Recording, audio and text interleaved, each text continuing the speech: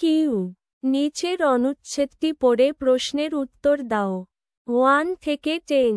মহাকালকে খণ্ড খণ্ড করিয়া লইয়া তাহারই একটি অংশকে অতীত বলি, এক অংশকে বর্তমান বলি, আর এক অংশকে ভবিষ্যৎ বলি।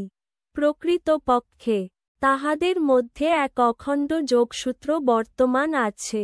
ইতিহাস সেই যোগসূত্রের সন্ধান প্রদান করে। তাহার সাহায্যে বুঝিতে পারি সংসারে কেবল জয় পরাজয় আছে, কেবল পতন নাই।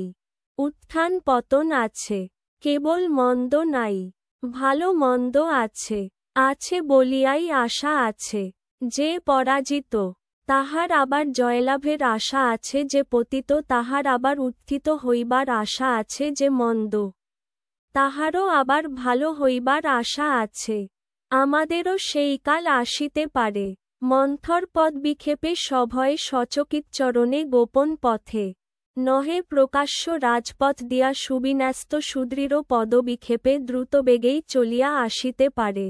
যখন তাহা আসিবে, তখন আমরাও অভ্যুদয় লাভ করিতে পারিব। নিচের শব্দগুলোর মধ্যে সমাস নিষ্পন্ন শব্দ কোনটি? এ সংসার, বি আবার, সি আশা, ডি উত্থান পতন। সঠিক উত্তর উত্থান পতন।